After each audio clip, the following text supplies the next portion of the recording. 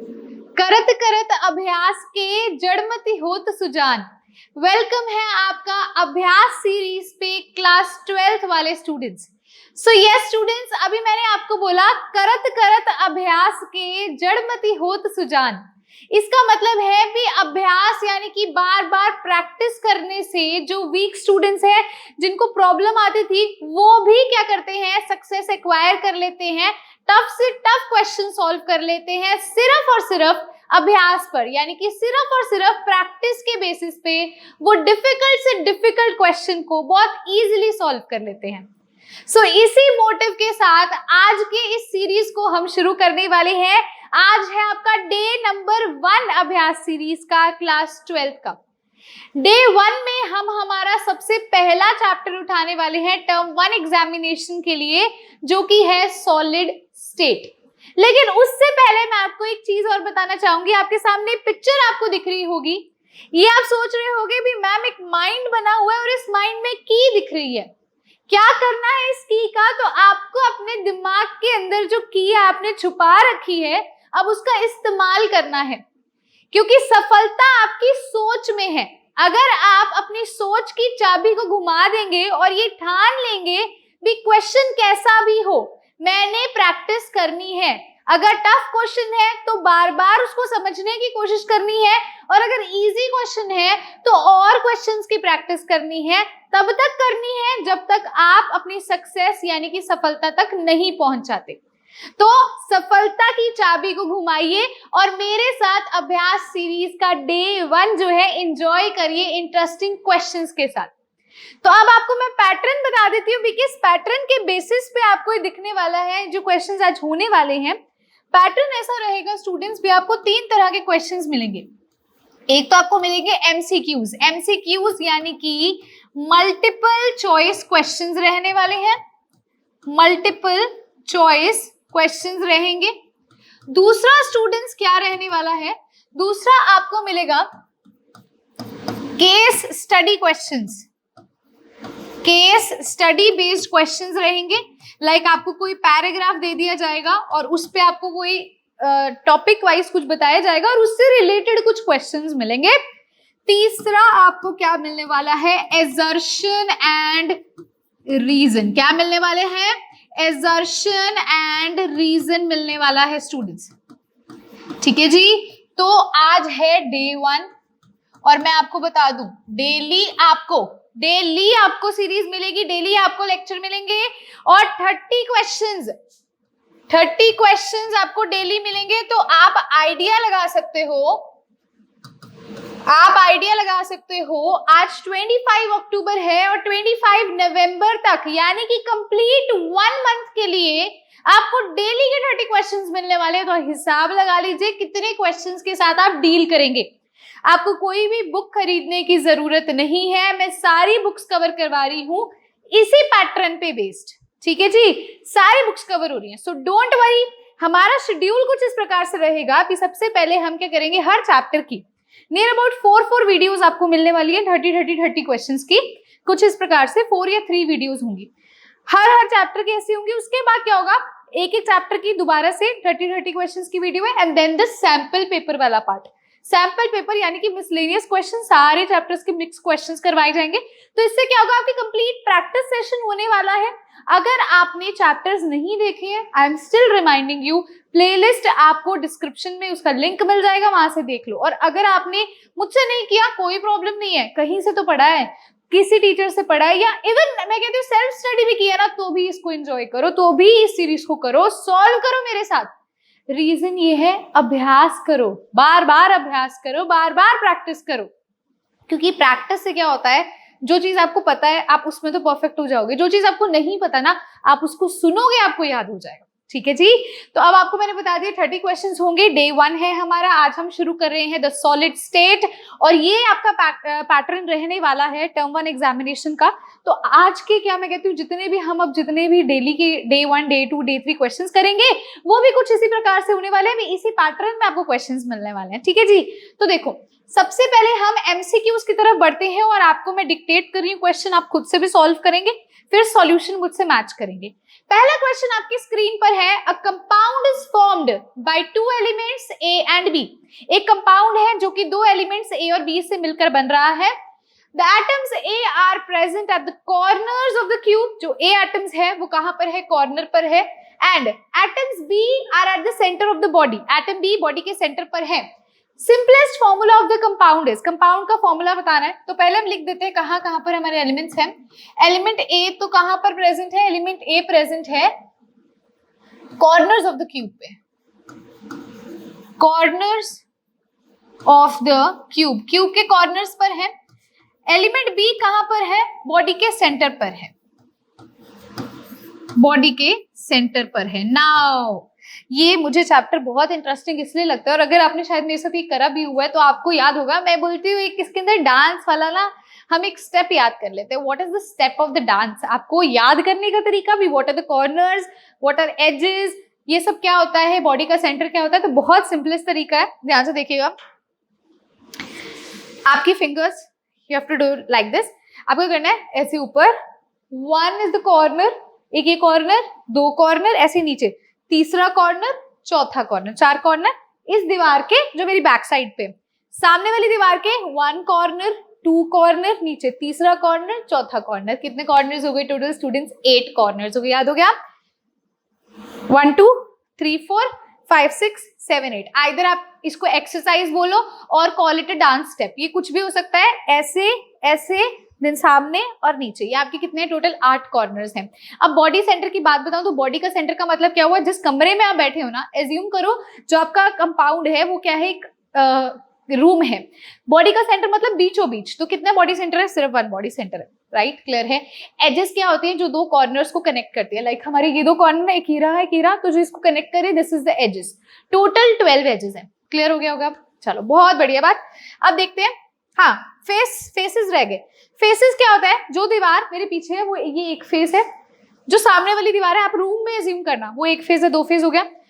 इधर राइट वाली एक फेस है, लेफ्ट वाली एक फेस है, टोटल 4 हो गए। जमीन एक फेस है और आसमान वाली छत एक फेस है, कितने हो गए टोटल, 6 फेसेस हो गए, क्लियर है। हमारा एलिमेंट ए कहां पर प्रेजेंट है, क्यूब के कॉर्नर पर, 1 2 3 4 5 6 7 8, ठीक है। अब आपको ये हमेशा याद रहने वाला है, तो टोटल 8 कॉर्नर्स है, आपको पता चल गया। बॉडी सेंटर कितना है, 1 है। अब आपने फॉर्मूला बताना है। फॉर्मूला पता कैसे बताते हैं स्टूडेंट्स, आपने बताना है एटम्स, ठीक है। एटम्स आप कैसे निकालते हो, मतलब टोटल ए एटम्स कितने हैं, ए एटम्स कितने हैं, तो ये कैसे निकालोगे, कंट्रीब्यूशन एक का इनटू टोटल कितने हैं, ये टोटल कॉर्नर्स कितने, देखो टोटल कॉर्नर्स है 8, एक का कंट्रीब्यूशन कितना होगा, इसका मतलब क्या है, जैसे मान लो ये वाला कॉर्नर है, इसको ले रही हूं मैं, इसको और कितने जो है रूम्स टच कर रहे हैं, ध्यान से देखना, इसको और कितने रूम्स टच कर रहे हैं, आपने इस चीज को समझने की कोशिश करनी है भी एक का कंट्रीब्यूशन कितना होगा, ये और कितनों को टच कर रहा है, ये और कितनों को टच कर रहा है, तो ये 1/8 होता है।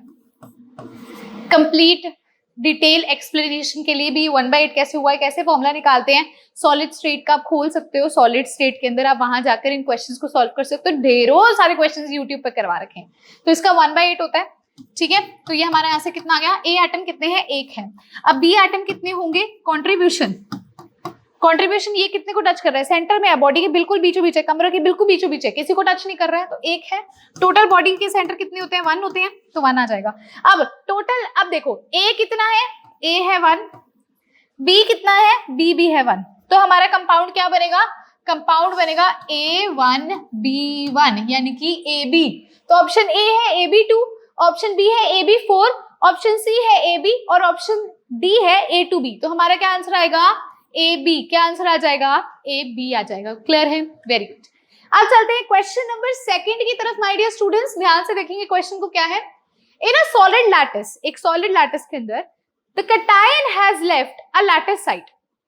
कैटायन क्या होता है, जिसमें पॉजिटिव चार्ज होता है, राइट, तो उसने एक लैटिस साइट छोड़ दी है and is located at an interstitial position, और वो इंटरस्टिशियल पोजीशन पर चला गया। द लैटिस डिफेक्ट इज, ये डिफेक्ट कैसा है, पहला ऑप्शन है फ्रिंकल डिफेक्ट, दूसरा ऑप्शन है डेफिशिएंसी डिफेक्ट, तीसरा ऑप्शन है एफ सेंटर डिफेक्ट और चौथा ऑप्शन है शॉर्टकी डिफेक्ट। तो देखो कैसे होता है ये, जैसे हमारा हम ए और बी ले लेते हैं, तो ये मेरा ए कैटायन है, ये मेरा बी एनाइन है।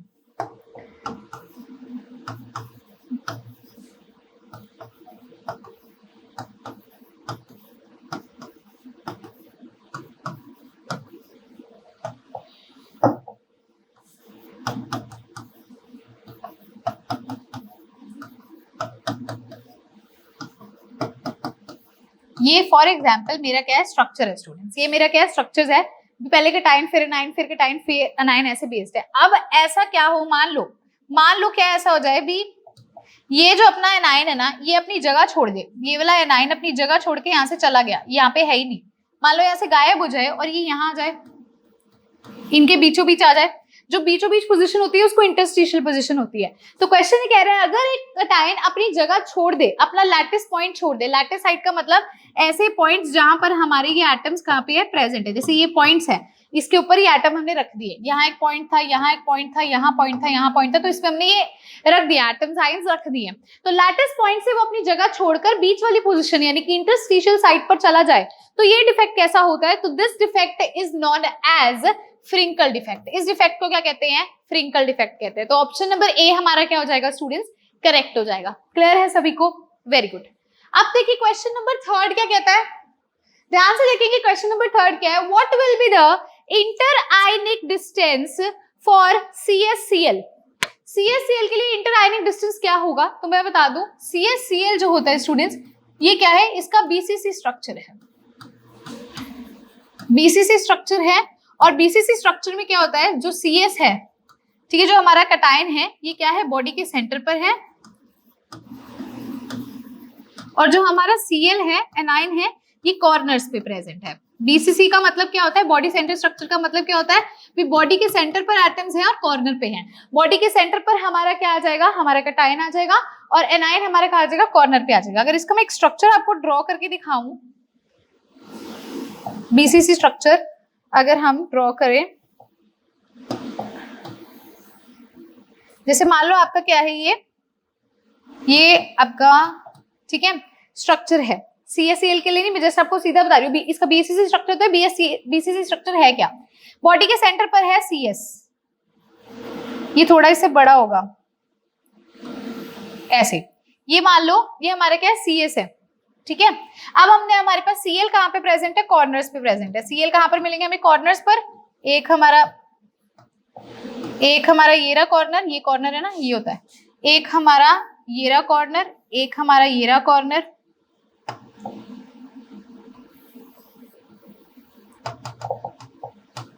ये ना कुछ इस प्रकार से होता है, ऐसे ऐसे।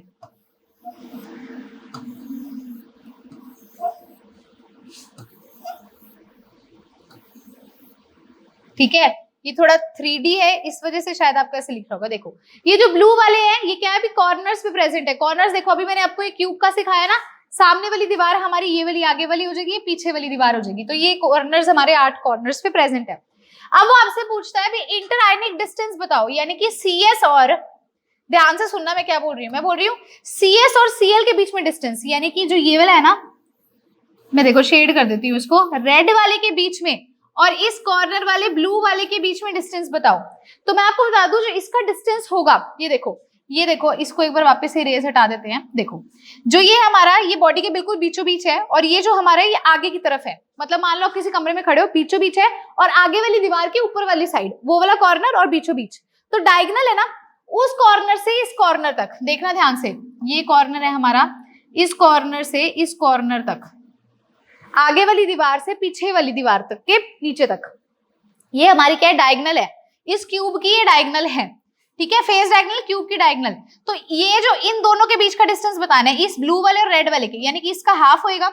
और मैं आपको बता दूं, जो डायगोनल की वैल्यू है वो आती है √3a, तो उसका हाफ ही हमारे इन दोनों के बीच का डिस्टेंस होगा। तो √3a/2 क्या हो जाएगा? हमारा आंसर हो जाएगा। क्या हो जाएगा हमारा आंसर? तो ऑप्शन नंबर हमारा थर्ड क्या हो जाएगा? करेक्ट है, √3a/2, √3a/2।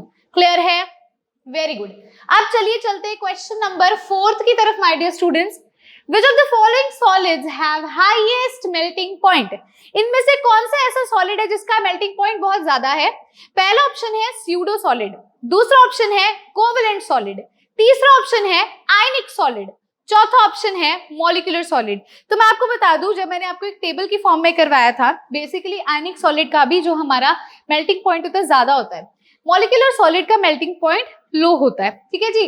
और जो हमारे कोवेलेंट सॉलिड होते हैं इनका वेरी हाई होता है। क्यों? क्योंकि इनके अंदर इंटरेक्शंस कोवेलेंटली बॉन्डेड होते हैं, इस वजह से क्या होता है, इनका जो मेल्टिंग पॉइंट होता है वो बहुत ज्यादा होता है। किसका? कोवेलेंट सॉलिड का। किसका? कोवेलेंट सॉलिड का। तो हमेशा याद रहेगा किसका ज्यादा होता है, कोवेलेंट सॉलिड का ज्यादा होता है। क्लियर है? चलिए चलते हैं क्वेश्चन नंबर 5 की तरफ। स्टूडेंट्स ध्यान से देखिएगा इस क्वेश्चन को। क्वेश्चन 5 क्या कहता है? The number of octahedral voids per atom present in a simple cubic closed pack structure is. भी टोटल ऑक्टाहेड्रल वॉइड्स हम कहें भी एक simple cubic closed pack structure में कितने होंगे? तो मैं आपको बता दूं कि ऑक्टाहेड्रल वॉइड्स जो नंबर है वो कितने होते हैं? 4 होते हैं। और जो हमारा सिंपल क्यूबिक पैक्ड स्ट्रक्चर होता है इसके अंदर भी 4 एटम्स प्रेजेंट होते हैं। तो टोटल हमें बताने हैं भी कितने वॉइड्स होंगे। तो 4 इंटू 1/4 यानी कि टोटल हमारे पास कितने होते हैं? टोटल 1 ऑक्टाहेड्रल वॉइड्स होते हैं। टोटल कितने ऑक्टाहेड्रल वॉइड्स होते हैं?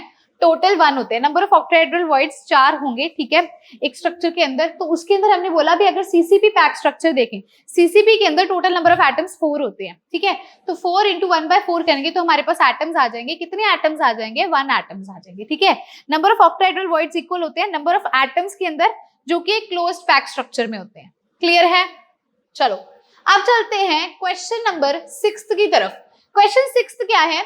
Each ion or atom that forms an FCC unit cell is surrounded by, वो कहता है भी कोई भी आयन या एटम जो कि एक FCC यूनिट सेल बनाता है। FCC यूनिट सेल का मतलब क्या होता है? Face centred cubic unit cell. जब भी आप face centred cubic unit cell बनाओगे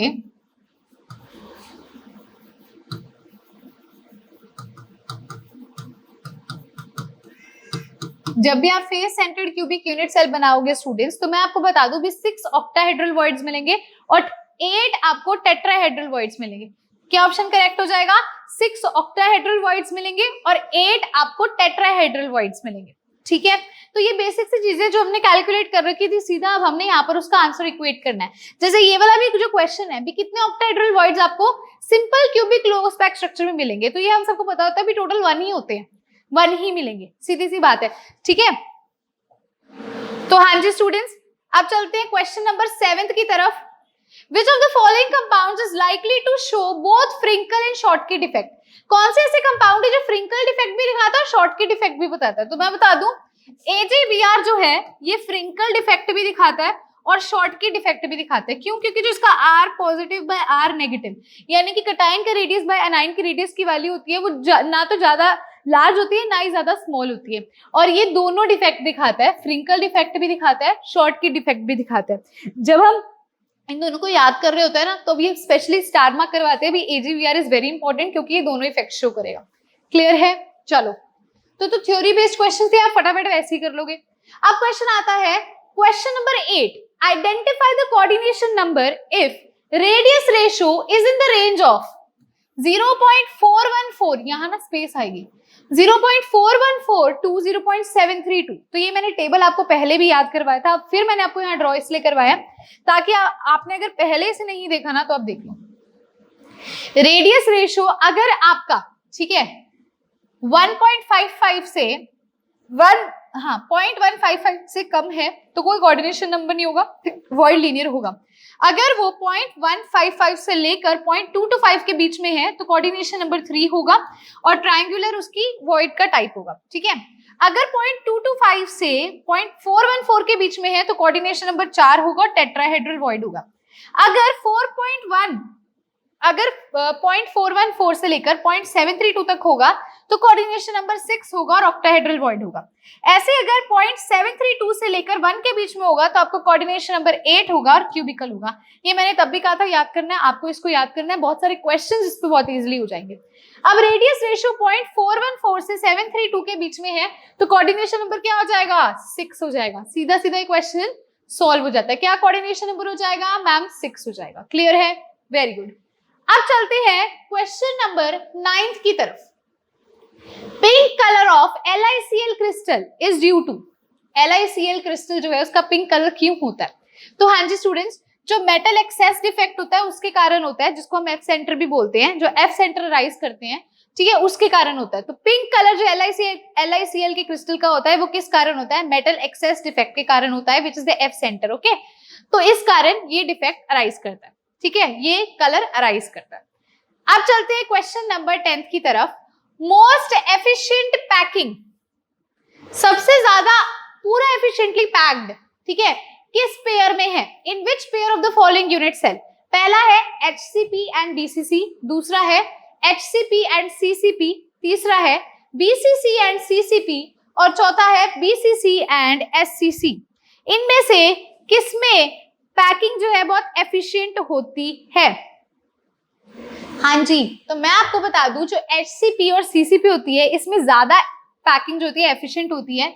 74% इसमें एफिशिएंसी होती है, पैकिंग एफिशिएंसी होती है HCP एंड CCP। तो मैं आपको बता दूं हमने पैकिंग एफिशिएंसी के नाम से एक वीडियो लेक्चर किया था जिसके अंदर मैंने आपको पैकिंग एफिशिएंसी कैलकुलेट करना सिखाया था, ठीक है। पहले हमने वॉल्यूम कैलकुलेट किया था, फिर पैकिंग एफिशिएंसी कैलकुलेट किया था। तो अगर आपको इन डिटेल इसको देखना है आप यूट्यूब पर सर्च कर सकते हो, पैकिंग एफिशिएंसी बाय शौर्य ग्रोवर, सॉलिड स्टेट चैप्टर का आपको मिल जाएगा।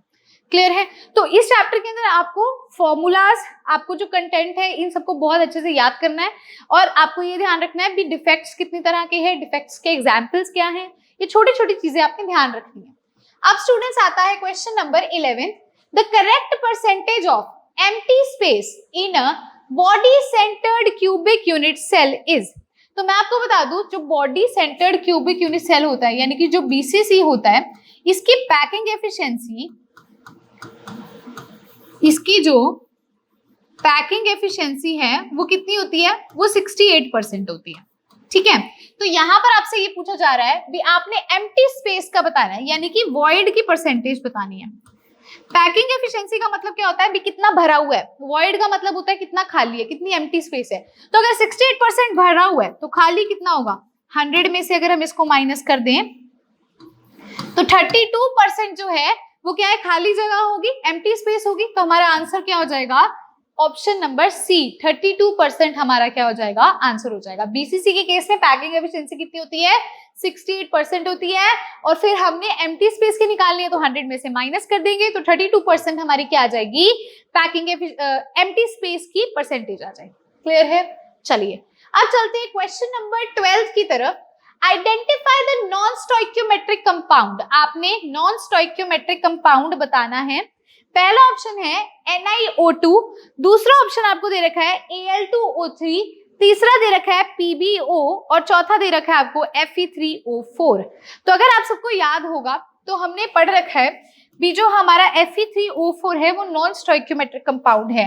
हाँ जी स्टूडेंट्स, तो जैसे कि मैंने आपको बोला नॉन स्टोइकियोमेट्रिक कंपाउंड का एग्जांपल क्या हो जाएगा? हमारा Fe3O4 हो जाएगा। जो बाकी के तीन है वो सारे स्टोइकियोमेट्रिक कंपाउंड के अंदर आते हैं। नॉन स्टोइकियोमेट्रिक में जो एनाइन और कैटाइन के डिफरेंट हमें रेशियोज देखने को मिलते हैं, इस वजह से वो नॉन स्टोइकियोमेट्रिक कहलाएगा। ये मैंने आपको already last second last video lecture के अंदर एक्सप्लेन कर दिया था। अब चलते हैं क्वेश्चन नंबर 13 की तरफ। क्वेश्चन 13 क्या कहता है? Amorphous solid are, amorphous solid क्या होते हैं? आइसोट्रोपिक, एनआइसोट्रोपिक, आइसोटॉपिक या आइसोमेरिक। तो ये तो हमने बहुत अच्छे से किया है भी। एमोर्फस और क्रिस्टलाइन सॉलिड की जब हमने डिफरेंस किया था तो एमोर्फस सॉलिड क्या होते हैं? आइसोट्रोपिक इन नेचर होते हैं। तो आइसोट्रोपिक क्या होता है? जब हम डिफरेंट डायरेक्शंस में जाते हैं और हमें फिजिकल प्रॉपर्टीज की सेम वैल्यूज मिलती हैं, तो that is amorphous solid. Amorphous solid क्या होते हैं? आइसोट्रोपिक इन नेचर होते हैं। और क्रिस्टलाइन सॉलिड क्या होते हैं? एनआइसोट्रोपिक इन नेचर होते हैं। ठीक है जी। अब चलते हैं क्वेश्चन नंबर 14 की तरफ। देखो क्या क्वेश्चन है? Identify the type of crystal system of the following. आपको इन चारों के लिए बताना है इनमें कौन सा क्रिस्टल सिस्टम आपको देखने को मिलता है। तो पहला है KNO3, दूसरा है CaCO3, तीसरा है CaSO4, चौथा है आपके पास CuSO4.5H2। तो मैं आपको बता दूं जो KNO3 होते हैं स्टूडेंट्स वो ऑर्थोरोम्बिक दिखाता है, ठीक है। CaCO3 जो है वो ट्राइगोनल दिखाता है, CaSO4 जो होता है वो टेट्रागोनल होता है और CuSO4 जो होता है वो ट्राइक्लिनिक दिखाता है, ठीक है। इसकी कंप्लीट अगर आपको टेबल इन डिटेल देखनी है, वैसे तो पता है क्या क्वेश्चन प्रैक्टिस जब करते हो ये आपको ऑटोमेटिकली याद हो जाता है।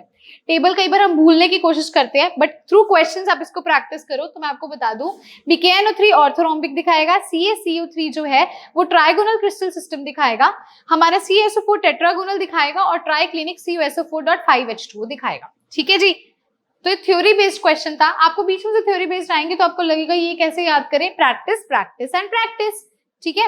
अब देखो, अब आता है क्वेश्चन नंबर 15 आपके पास। एन एटम्स फॉर्म, एक एटम है वो क्या बनाता है, FCC centred cubic crystal. FCC centred का मतलब क्या हुआ, इसका मतलब हुआ face centred cubic unit cell, ठीक है।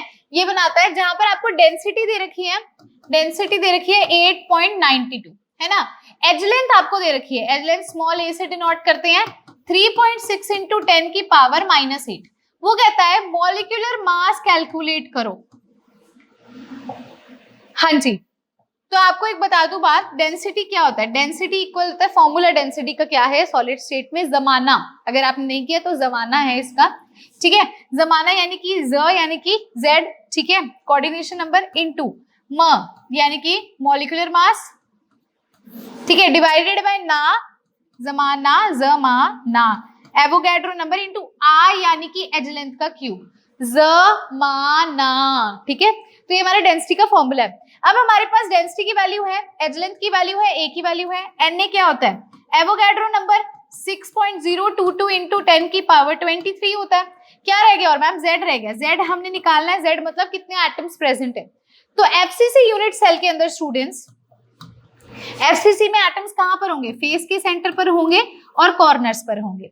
अब फेस के सेंटर पर और कॉर्नर्स पर होंगे तो देखो, अभी आपको एक क्वेश्चन कराया था, कॉर्नर का निकाले थे एटम, 1/8 कॉन्ट्रीब्यूशन होता है और टोटल कॉर्नर 8 होते हैं। ऐसे फेस कितने होते हैं, टोटल 6 होते हैं और एक का कॉन्ट्रीब्यूशन कितना होगा, फेस 6 कैसे हुए, मेरे पीछे वाली दीवार 1, सामने वाली दीवार 2, राइट वाली 3, लेफ्ट वाली 4, ऊपर वाली 5 और नीचे जमीन 6 हो गई। एक फेस कितनों को टच कर रहा है, ये दीवार एक तो इस रूम में है और साथ वाले रूम को टच कर रही होगी तो 2 को टच कर रही है, तो एक कितने को करती है, 1/2 को। तो ये इसका कंट्रीब्यूशन हो गया, ये 3 ये 1, टोटल Z कितना आ गया यहाँ पर 4 आ गया। अब इसके अंदर हम सारी वैल्यूज पुट करेंगे, डेंसिटी कितनी है 8.92, Z कितना है 4, मॉलिक्यूलर मास हमने कैलकुलेट करना है, डिवाइडेड बाय Na कितना है 6.022 इंटू 10 की पावर 23 और एज लेंथ का क्यूब यानी कि 3.6 का क्यूब इंटू 10 की पावर -8 का क्यूब, ठीक है। तो हम क्या करेंगे, अब इसको क्रॉस मल्टीप्लाई कर देंगे, यहां से स्टूडेंट्स जो हमारा मॉलिक्यूलर मास कैलकुलेट होके आएगा वो आएगा 63 AMU। कितना आ जाएगा, इसको जब आप सॉल्व कर लोगे तो आपका आंसर आ जाएगा 63 AMU, 62 पॉइंट समथिंग आएगा। तो अप्रोक्स हमारा कितना आ जाएगा 63 AMU, यानी कि ऑप्शन नंबर सेकंड हमारा क्या हो जाएगा, करेक्ट हो जाएगा। क्लियर है। तो ये फॉर्मूला आपको आना चाहिए डेंसिटी के लिए, जमाना एक शॉर्ट फॉर्म है, एक ट्रिक है इसको याद करने की। क्लियर है। चलिए अब हमने हाफ क्वेश्चंस कर लिए, क्वेश्चन नंबर 16 की तरफ चलते हैं। क्वेश्चन 16 क्या कहता है, metal M ions form a CCP structure. जो मेटल M है वो एक CCP स्ट्रक्चर बनाता है, उसके अंदर ऑक्साइड आयन जो है वो कहां कहां पे प्रेजेंट है, oxide ion occupy half octahedral and half tetrahedral voids, ठीक है। तो आपने बताना है इस ऑक्साइड का क्या फॉर्मूला है। तो नंबर ऑफ आयंस M के CCP में हम कहते हैं A हो जाएंगे, A लेट करते हैं, number of ions of M in CCP कितने होते हैं, A लेट करते हैं, 1 हो गया, ठीक है। अब हम ऑक्साइड की बात कर रहे हैं, ऑक्साइड वाले जो आयंस है, ऑक्सीजन वाले जो है वो कहाँ कहाँ पे प्रेजेंट है, हाफ ऑक्टाहेड्रल पे प्रेजेंट है और हमारे कहाँ पर है, टेट्राहेड्रल पे प्रेजेंट है, वहां पर भी हाफ है। तो आपको पता है नंबर ऑफ ऑक्टाहेड्रल वॉइड्स किसके इक्वल होंगे, अभी हमने क्वेश्चन किया था स्टार्टिंग में, तब हमने क्या देखा था, number of octahedral voids is equals to number of atoms in CCP, यानी कि 1 आया था ना। तो यहाँ पर नंबर ऑफ CCP में A है, तो ऑक्टाहेड्रल वॉइड्स भी कितने हैं, A। और आपको पता है जो टेट्राहेड्रल वॉइड्स होता है वो उसका डबल होता है, तो टेट्राहेड्रल वॉइड्स कितना आ जाएगा, 2A आ जाएगा। इतना क्लियर है। अब हमने बोला ऑक्साइड आयन कहाँ कहाँ पे प्रेजेंट है, half of the tetrahedral, tetrahedral है A, सॉरी 2A, और half of the octahedral, octahedral है A, ठीक है। तो यहाँ पर हमारी ये है, इसको सॉल्व करते तो ये 2 से 2 कैंसिल हो गया, तो यहाँ से क्या आएगा A प्लस हाफ A यानी कि 3/2A, एलसीएम ले लो। इतना क्लियर हुआ। अब देखो ध्यान से देखना, यहाँ पर हमारे जो ऑक्सीजन के आयंस है वो 3/2A है, हमारे जो मेटल M है वो A है। तो फॉर्मूला क्या होगा, मेटल M के पैर में A, ऑक्सीजन के पैर में 3/2A। इसको हम किससे मल्टीप्लाई डिवाइड करें भी हमारे पास सिंपलेस्ट फॉर्म आ जाए, तो 2 से मल्टीप्लाई 2A, इसको 2 से मल्टीप्लाई और A से डिवाइड करें, ये तो कट ही जाएगा ना, AA। 2 से अगर मल्टीप्लाई करेंगे क्या आएगा, M2O 3/2 इंटू 2 भी हो जाएगा, ये भी, ये कट गया। यहाँ से क्या आ गया, M2O3, ये हमारा क्या आ गया, कंपाउंड का फॉर्मूला आ गया। क्या आएगा, M2O3, यानी कि ऑप्शन नंबर 4। CCP में Ma है तो ऑक्टाहेड्रल उसके इक्वली होता है, A हो गया। टेट्राहेड्रल उसका डबल होता है तो 2A हो गया। क्वेश्चन के अकॉर्डिंगली हाफ ऑफ टेट्राहेड्रल और ऑक्टाहेड्रल है, यहाँ से 3/2A आ गया। बस फिर M के पैर में A और ऑक्सीजन के पैर में 3/2A, A से A कट गया, 2 से मल्टीप्लाई किया, M2O3। क्लियर है। तो ऑप्शन नंबर 4 हमारा क्या हो जाएगा, इसका करेक्ट हो जाएगा। अब चलते हैं क्वेश्चन नंबर 17 की तरफ। स्टूडेंट्स ध्यान से देखिएगा, क्वेश्चन नंबर 17 की तरफ चलते हैं। क्या क्वेश्चन कहता है, which of the following statements is true, इनमें से कौन सी स्टेटमेंट ट्रू है। पहला, arrangement of ABC ABC ABC is referred as cubic closed packing. जो ABC मैंने आपको ये मतलब जो बंटे होते थे जो बचपन में हम खेलते थे उसकी हेल्प से आपको एक्सप्लेन किया था, क्या वो क्यूबिक क्लोज पैकिंग है। दूसरा ऑप्शन कहता है the arrangement of ABC is referred as hexagonal closed packing, क्या वो हेक्सागोनल क्लोज्ड पैकिंग है। तीसरा, the arrangement of ABC is referred as tetragonal closed packing, या चौथा ऑक्टाहेड्रल क्लोज पैकिंग। तो स्टूडेंट्स मैंने आपको ये थ्रू वो जो छोटे छोटे बंटे होते हैं उनसे एक्सप्लेन किया था भी, वो हमारा टेट्रागोनल क्लोज पैकिंग होती है। ABC टाइप क्या होती है, टेट्रागोनल क्लोज पैकिंग होती है। क्लियर है। अब चलते हैं क्वेश्चन नंबर 18 की तरफ। ध्यान से देखिएगा क्वेश्चन क्या है, इन एन एंटीफ्लोराइड स्ट्रक्चर, एंटीफ्लोराइड स्ट्रक्चर के अंदर केटाइंस जो है वो क्या ऑक्यूपाई करते हैं। तो केटाइन जो है वो टेट्राहेड्रल वॉइड ऑक्यूपाई करते हैं, ठीक है। जो केटाइंस है हमारे वो क्या ऑक्यूपाई करेंगे, टेट्राहेड्रल वॉइड ऑक्यूपाई करेंगे। और जो हमारे एनाइंस होते हैं ना वो क्या ऑक्यूपाई करते हैं, वो FCC पैकिंग शो करते हैं। केटाइंस तो टेट्राहेड्रल वॉइड्स ऑक्यूपाई करते हैं और एनाइंस FCC पैकिंग शो करते हैं एंटीफ्लोराइड स्ट्रक्चर के अंदर। तो ये बेसिक सी चीज है जिसके बारे में आपको याद होना चाहिए, थोड़ा माइंड में इसको रख लेना, ठीक है।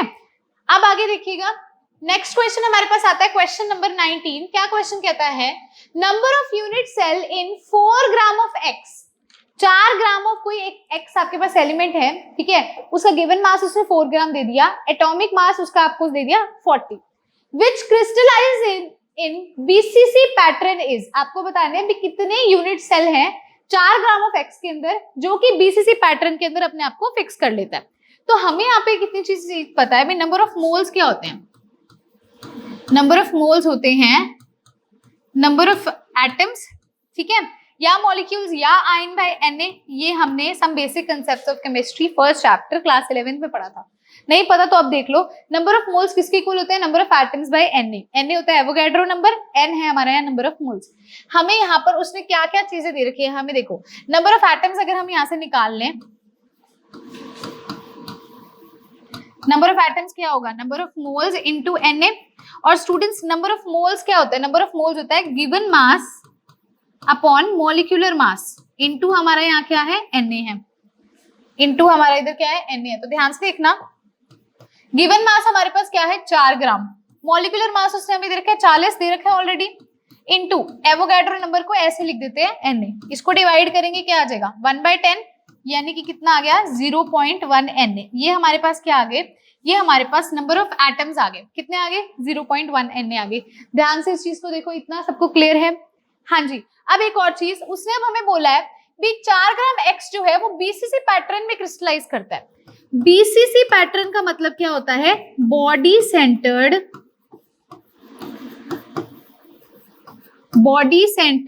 क्यूबिक यूनिट सेल, ठीक है। Body centred cubic unit cell में एटम्स कहां पर होंगे, बॉडी के सेंटर पर और कॉर्नर्स पर। बॉडी के सेंटर का कंट्रीब्यूशन क्या होता है 1, और ए की बॉडी के सेंटर पर होता है 1, कॉर्नर का भी निकाला था 1/8 × 8। तो इसको सॉल्व करोगे, बीसीसी के अंदर टोटल कितने एटम्स हैं? 2 एटम्स हैं। ध्यान से देखो, बीसीसी के अंदर टोटल कितने एटम्स आ रहे हैं? 2 एटम्स आ रहे हैं एक यूनिट सेल के अंदर।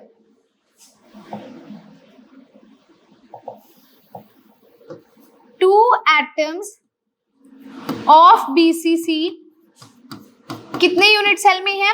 1 यूनिट सेल में है। ठीक है, अब देखो एक एटम कितने में होगा? 1/2 में होगा। 0.1 Na एटम कितने में होगा?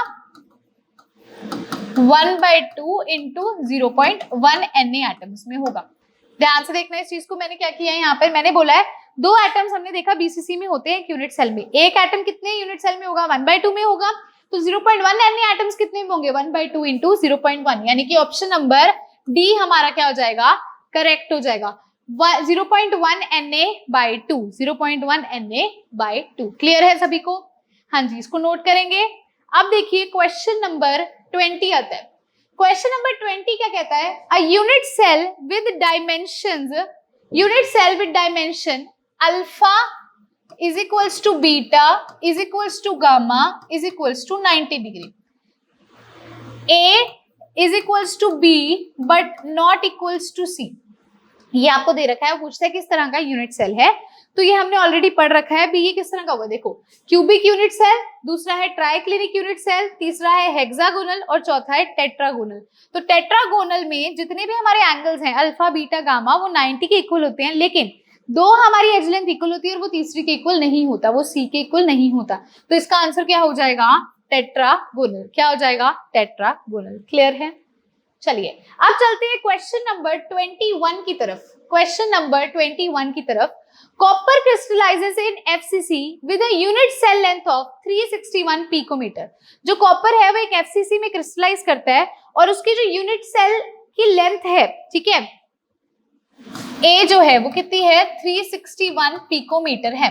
वो आपसे पूछता है रेडियस बताओ कॉपर एटम का। तो इसका सिंपलेस्ट तरीका देखो क्या करने का है। हमें उसने बोला है भी एफसीसी यूनिट सेल है, तो यहाँ पर हम क्या करते हैं, फिर से क्यूब ड्रॉ करते हैं। एफसीसी यूनिट सेल में क्या पे होते हैं एटम्स? फेस के सेंटर पर और कॉर्नर्स पर, इतना पता है।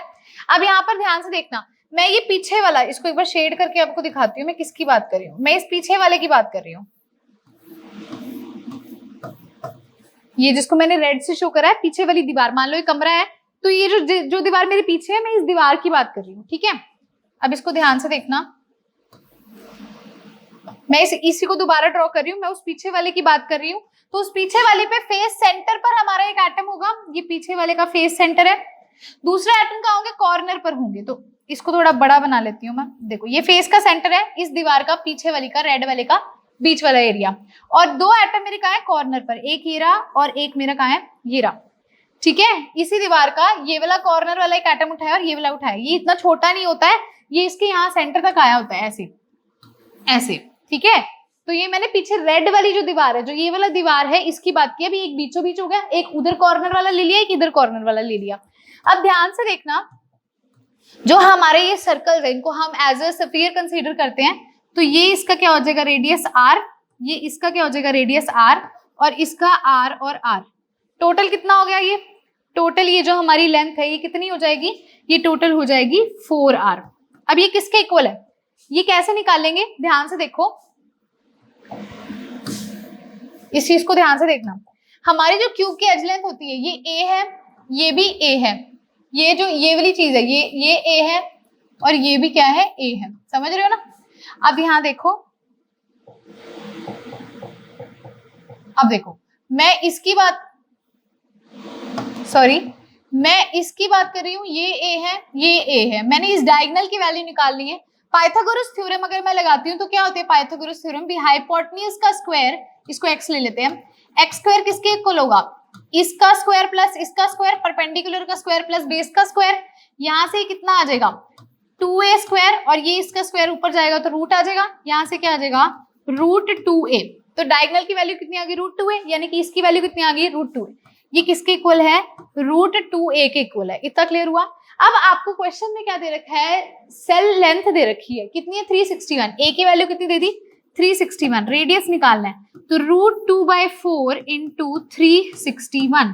अब आप इसको स्टूडेंट सॉल्व करेंगे तो जो आपका आंसर आ जाएगा वो कितना आ जाएगा, 127 पिकोमीटर अप्रॉक्स आंसर आ जाएगा। क्लियर है? बस इसको डिवाइड कर लेना, आपका आंसर आ जाएगा। कितना आएगा?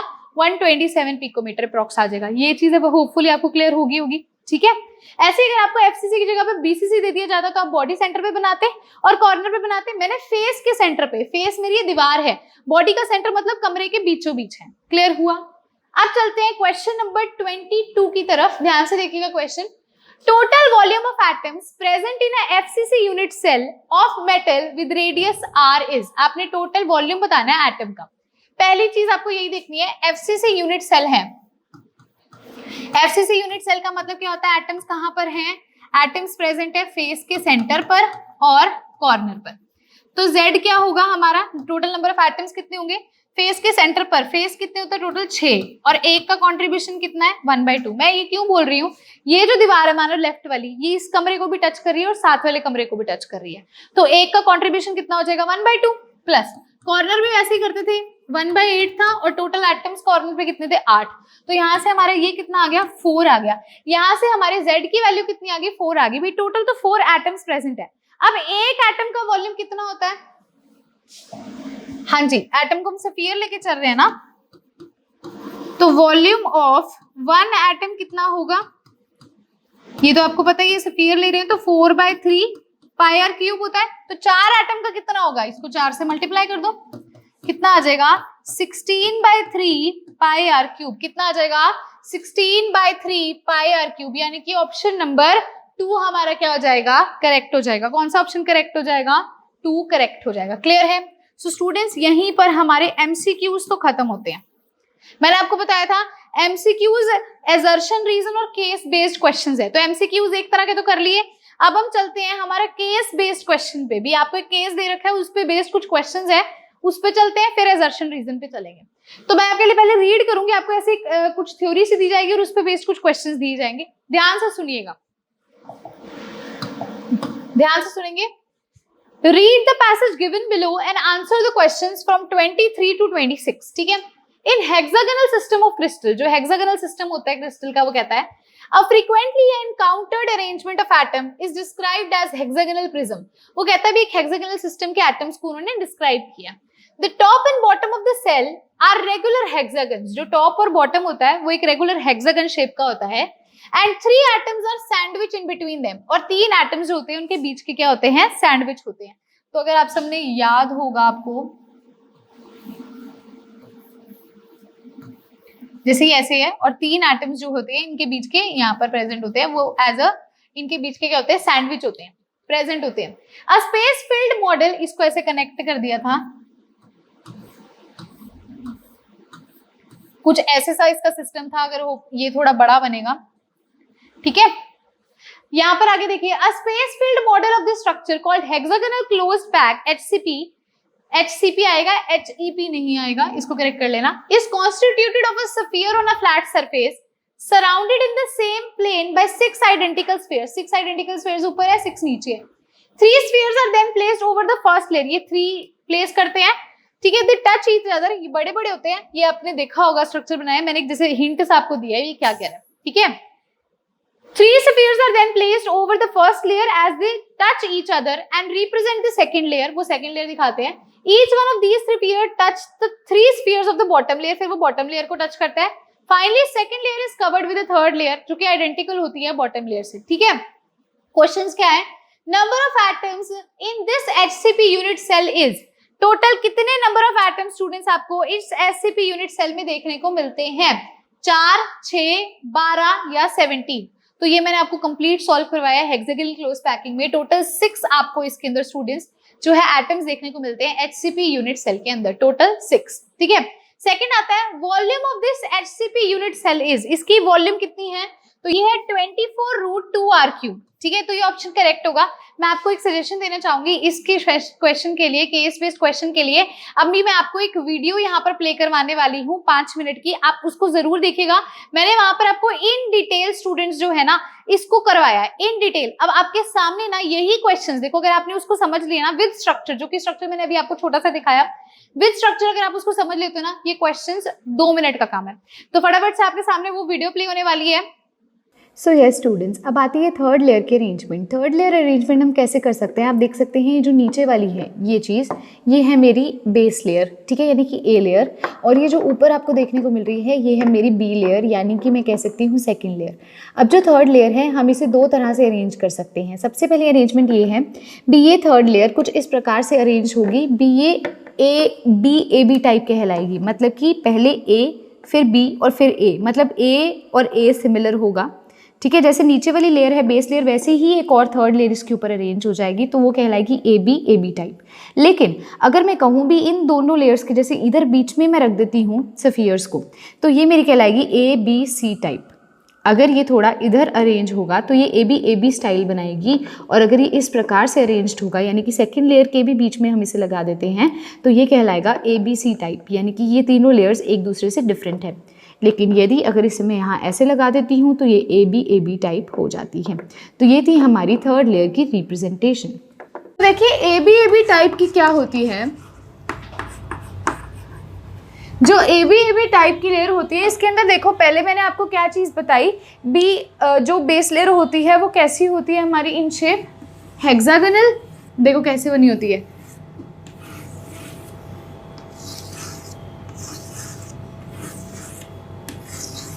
ये कुछ इस प्रकार से हमें देखने को मिलेगी। हमारी बेस लेयर ये होती है हेक्सागोनल लेयर। अगर इसको मैं नंबरिंग दे दूँ तो ये है 1, ये है 2, ये 3, 4, 5, 6 एंड 7। अब स्टूडेंट्स जो सेकंड लेयर होती है हमारी बी लेयर, मैं आपको इसके ऊपर ही इसको करके दिखाऊंगी, आपको और क्लियरली समझ आ जाएगा। अब जो सेकंड लेयर होती है, सेकंड लेयर किस प्रकार से इस पर अरेंज होगी, देखो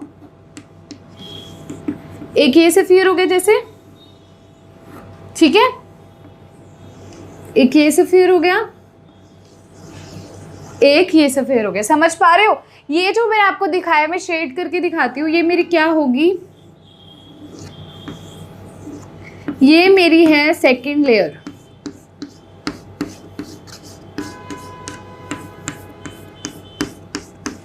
ठीक है। ये बेस लेयर के ऊपर मैंने क्या किया, उनके वॉइड्स के ऊपर क्या किया, बी लेयर को प्लेस कर दिया। बी लेयर को अब यहाँ पर मैं अलग से दिखा देती हूँ ताकि आपको और क्लियरली ये समझ आ जाएगा। ये इन्हें नंबरिंग दे दीजिए 8, 9 एंड 10। देखो 8, 9 एंड 10। अब इस सेकंड लेयर के ऊपर अगर एक और लेयर प्लेस की जाए, बिल्कुल ए के ऊपर है, मतलब जो 11th मॉलिक्यूल होगा वो यहीं पर होगा, 12th यहीं पर होगा, 13th यहीं होगा, 14th यहीं होगा, 15th यहीं होगा, 16th यहीं होगा, 17th यहीं होगा। मतलब बिल्कुल वो ए बेस लेयर से सिमिलर होगी, तो वो ए बी टाइप होगी। लेकिन जो मैं बोलती हूँ ए बी सी टाइप, उसमें क्या होता है, जैसे इसके ऊपर एक और मॉलिक्यूल रख दिया, फिर उसके साथ रख दिया, उसके साथ रख दिया, तो वो ए बी सी हो जाएगी। क्यों? क्योंकि ए लेयर और जो सी लेयर होगी वो सिमिलर नहीं होगी। लेकिन अगर एक मॉलिक्यूल मैं इसके सेकंड लेयर के ऊपर रखती हूँ तो यहाँ रखूँ, फिर यहाँ रखूँ, फिर यहाँ रखूँ, यहाँ रखूँ, यहाँ रखूँ, तो वो ए के बिल्कुल सिमिलर है, इस वजह से उसे ए बी टाइप कहा जाता है। अब मैं पता क्या करने वाली हूँ आपको ना, इसको स्ट्रेट वे में अगर दिखाऊं बनाकर, ठीक है, एक बार इसको पहले ड्रॉ कर लो, नीचे लिख लेना। ये वाली जो हमारी लेयर है स्टूडेंट्स, ये ए लेयर है, और ये वाली जो लेयर है हमारी ये बी लेयर है, और सी लेयर नहीं सॉरी, फिर से ए लेयर जो इसके ऊपर रखी जाएगी वो ए लेयर हो जाएगी। तो कौन सी टाइप हो जाएगी, ए बी टाइप, वैसे कंटिन्यू होता जाएगा, ठीक है। अब मैं आपको प्रॉपरली इसको दिखाती हूँ। आपने करना है, एक पूरी शीट ले लेनी है, मतलब खाली शीट ऊपर से, अगर आप मिड पे लिख रहे हो तो नेक्स्ट पेज पे आ जाओ, और बिल्कुल ऊपर से आपने शुरू करना है। अब मैं आपको ना इसकी अरेंजमेंट दिखाती हूँ, ए बी टाइप हमें किस प्रकार से देखने को मिलेगी। तो देखो मैंने आपको पहले बनाकर दिखाया था ए लेयर जो हमारी होती है, ए लेयर हमारी हेक्सागोनल इन शेप होगी,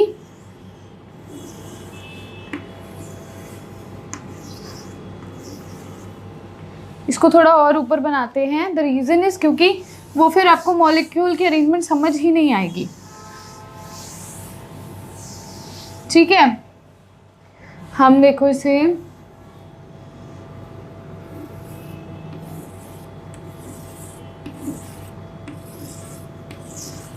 देखो ये हमारी कौन सी लेयर है, ए लेयर है। इसके ऊपर हमने कौन सी लेयर प्लेस की, ये बी लेयर हमने इसके ऊपर क्या कर दी स्टूडेंट्स, प्लेस कर दी। ये बी लेयर होगी। अब इस बी लेयर के ऊपर भी कौन सी लेयर प्लेस करी हमने,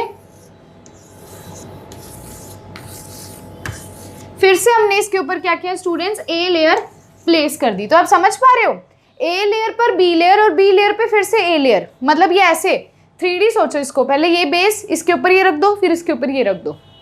अब मॉलिक्यूल्स के नाम लिखिए, बेस वाले मॉलिक्यूल्स के,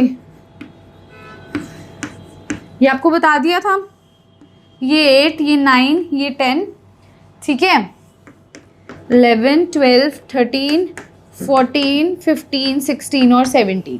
तो ये कुछ इस प्रकार से आपको अरेंजमेंट इसकी देखने को मिलेगी। अब इसी को मैं और अच्छे से यहाँ पर क्या करती हूँ, देखो अब मैं ना इनको डॉट की फॉर्म में लिख के दिखाती हूँ। जैसे इसका सेंटर है तो ए का सेंटर, फिर बी का सेंटर, ये देखो 2 हो गए ना, इन दोनों के सेंटर बना दिए। अब 3 सेंटर्स आएंगे, 1 2 3 सेंटर्स आ गए, समझ पा रहे हो। अब आगे देखो, फिर 2 सेंटर्स आएंगे, 1 2, ठीक है। अब ये क्या है, 3 सेंटर्स हैं स्टूडेंट्स, इन 3 सेंटर्स को क्या करना है, आपको बीच में बनाना है, क्योंकि ये इसके ऊपर अरेंज है ऐसे, है ना, अभी जो आपको बना के दिखाया था। तो 1 2 और 3। अब फिर से सेम वही अरेंजमेंट, पहले 2 आएंगे बिल्कुल इसके नीचे आपने बनाने हैं, फिर 3 आएंगे स्टूडेंट्स, और फिर क्या आएंगे स्टूडेंट्स, 2 आ जाएंगे। तो ये इस प्रकार से आपको देखने को मिल रहा है ना। अब देखो मैं क्या करूंगी, इनको ज्वाइन करूंगी।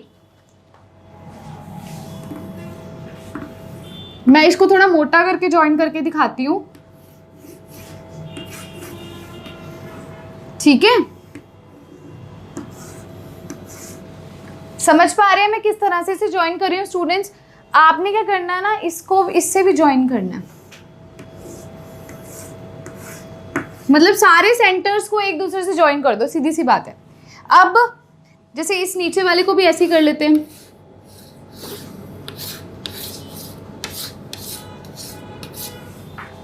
ठीक है। अब हम ऊपर वाले को जब ज्वाइन करेंगे,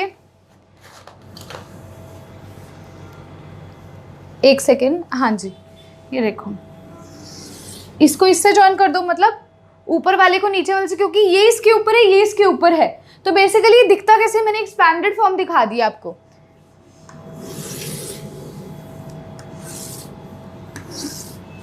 ठीक है, अब ऐसे ही जो सेंटर वाला है उसे सेंटर वाले से ज्वाइन कर दो।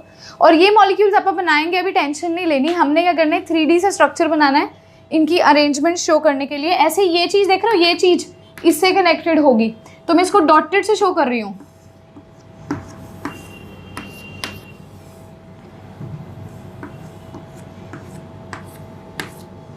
ठीक है, तो आपको देखने को मिल रहा होगा ये स्ट्रक्चर किस प्रकार से बना है। अब एक और चीज देखिए, जो बीच वाले मॉलिक्यूल्स हैं हम इन्हें 1 2 3 ये इस तरह से प्रेजेंट है, समझ पा रहे हो। तो ये इसकी रिप्रेजेंटेशन है, एक ऊपर ये सारे मॉलिक्यूल्स ऐसे, फिर बीच में आपको ये लेयर देखने को मिलेगी और फिर नीचे लेयर देखने को मिलेगी। तो ये इसका एक्सपैंडेड फॉर्म है। अगर आप उसे जूम करके देखना चाहो भी मॉलिक्यूल्स कैसे अरेंज्ड है, तो वो इस तरह से अरेंज्ड है। अब इसी स्ट्रक्चर से रिलेटेड हम कुछ क्वेश्चंस करेंगे जो कि आपके पेपर में पूछे जाते हैं। सबसे पहली चीज़ जो आपसे पूछी जाती है वो आती है कोऑर्डिनेशन नंबर। कोऑर्डिनेशन नंबर क्या होता है, एक एटम कितने और एटम से सराउंडेड है, वो उसका क्या होता है स्टूडेंट्स, कोऑर्डिनेशन नंबर होता है। तो अगर मैं आपसे पूछूं एटम 4 की बात करूं, ये बीच वाले की, इस वाले एटम की, ये एटम और कितने एटम से सराउंडेड है। अब वहां पर नहीं, यहाँ पर देखो एक बारी, ये एटम्स कितने और से सराउंडेड है, देखो 1, ठीक है, 2 3 4 5 6। अब ये भी तो इसके ऊपर लगा हुआ है, ये तो मैंने खोल के दिखा दिया, ये लेयर इसके ऊपर है, तो ये 3 और को टच कर रही है, मतलब ए लेयर, ये ए लेयर है, ये बी लेयर है और ये भी क्या है, ए लेयर है। तो जो फर्स्ट वाली ए लेयर है उसके कितने मॉलिक्यूल्स को सराउंड करती है, 1 2 3 4 5 एंड 6। तो यहाँ लिख सकते हैं 6 वहाँ पे हो गए। बी लेयर के कितने मॉलिक्यूल्स को सराउंड करती है स्टूडेंट्स, 3 को, 1 2 3। अब एक और चीज सोच के देखिए, जैसे ये इसके ऊपर प्रेजेंट है, इसके नीचे भी तो सेम ऐसा एक प्रेजेंट होगा ना। ये क्या एक 3D स्ट्रक्चर है।